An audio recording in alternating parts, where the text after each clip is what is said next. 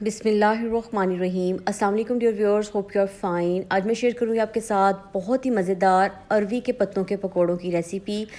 ये बनाने में थोड़ा सा मेहनत ज़रूर लगती है, लेकिन इतने टेस्टी बनते हैं और इनको सेफ़ भी आप कर सकते हैं बनाकर।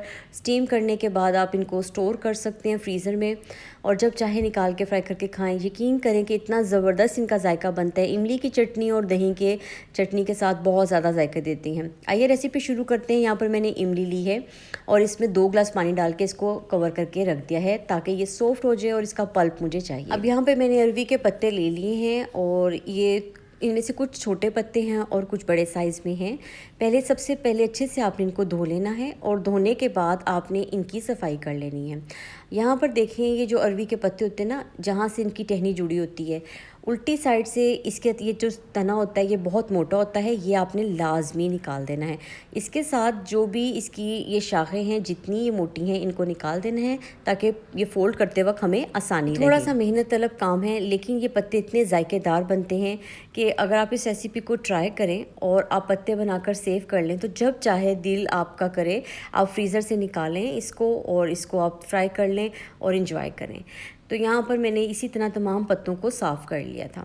अब यहाँ पर मैंने 1 किलो बेसन लिया है। 1 किलो बेसन में हम 1.5 खाने का चम्मच नमक शामिल करेंगे, 1.5 खाने का चम्मच ही लाल मिर्च शामिल करेंगे, 1.5 खाने का चम्मच कुटी लाल मिर्च शामिल करेंगे, 1 खाने का चम्मच हम इसमें ज़ीरा शामिल करेंगे, 1 खाने का चम्मच इसमें सूखा धनिया जाएगा, सूखा धनिया को कूट के शामिल करना है, और आधा चाय का चम्मच इसमें हम अजवाइन शामिल करेंगे। तमाम मसालों को अच्छे से बेसन में मिक्स कर देंगे। इमली का पल्प, जो हमने इमली भिगोई थी, उसमें से उसका जो पल्प है वो निकाल लेंगे, छान के हम बेसन के अंदर शामिल करेंगे। आपने थोड़ा थोड़ा करके पल्प को शामिल करना है। अगर आप एक दफ़ा में सारा कर देंगे तो बेसन पतला होने का डर है।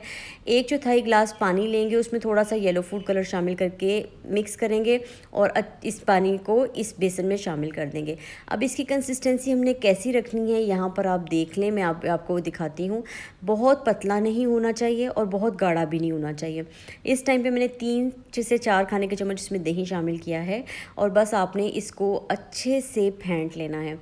चाहे हाथ की मदद से कर लें, चाहे हैंड विस्क से कर लें। चम्मच से ये इतना आसानी से इसकी फॉर्म नहीं बनती, बहुत टाइम लग जाता है, तो मैंने इसको हैंड विस्क से ही किया है।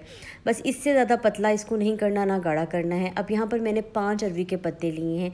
मैं 5-5 करके इनकी तह बनाऊँगी, और ये उल्टे साइड पर आपने बेसन लगाना है। पत्ते को सीधे साइड से नहीं रखना, बल्कि जो उसके नीचे वाला हिस्सा होता है उसको ऊपर रखना है, उस पर बेसन की तह लगा देनी है। दूसरे पत्ते को उसके ऊपर रख लेना है, और उसके ऊपर भी बेसन की आपने तह लगा देनी है। तह आपने बहुत हल्की लगानी है, पतली तह लगाएंगे तो ये बहुत ज़बरदस्त से तैयार होंगे। 5 पत्ते इसी तरह हम एक दूसरे के ऊपर करके रख देंगे, और यहाँ पर आप देखें कि पत्तों को मैंने बड़े अच्छे से सेट कर लिया है। अब आती है इसकी फोल्डिंग की बारी। जो ऊपर वाला नोक वाला हिस्सा होता है ना पत्ते का, यहाँ से इसको आपने दबाते हुए फोल्ड करना शुरू करना है। साइडों को आपने इस तरह टर्न कर लेना है ताकि रोल एक जैसा बने, और इसके ऊपर भी आपने बेसन लगा देना है। अब आपने क्या करना है कि इस रोल को मुकम्मल तौर पे आपने बंद कर लेना है, इसी तरह दबाते हुए फोल्ड कर लेना है, और जो इसका खुला हिस्सा है, जब वो एंड तक वो आप वहाँ पर आएंगे तो आपने उस वक़्त क्या करना है, उस पर थोड़ा सा बेसन लगा देना है। बस यहाँ पर बेसन की एक पतली सी लेयर लगा दें। इसी तरह तमाम रोल तैयार कर लेंगे, और इनको मैंने स्टीम करना है। अब स्टीम करने के लिए एक पतीले में पानी ले लिया, और उसके अंदर इस तरह का छानना रख लिया। इसके ऊपर आपने अच्छे से ऑयल लगा लेना है, और तमाम जो रोल आपने तैयार किए हैं उनको इसमें रख देना है। अब आपने ढक्कन से इसको कवर कर देना है, और तकरीबन 15 से 20 मिनट लगते हैं। ये जो रोल हैं अरवी के पत्तों के, बहुत अच्छे से स्टीम हो जाएंगे। यहाँ पर इसकी लुक देख सकते हैं, पत्ते मुकम्मल तौर पे गल गए थे। आपने थोड़ी सी स्टीम निकलने देनी है, उसके बाद छानने से आपने इसको निकाल लेना है और एक ट्रे में रख लेना है। अब थोड़ा सा इमली का पल्प बच गया था, उसमें मैंने थोड़ा सा गुड़, आधा चाय का चम्मच नमक और आधा चाय का चम्मच कुटी लाल मिर्च शामिल किया है। इसको पका लेंगे, बहुत थिक सी चटनी नहीं बनानी। इन अरवी के पकौड़ों के साथ थोड़ी पतली चटनी होती है, इसको दही और इमली की चटनी के साथ सर्व किया जाता है।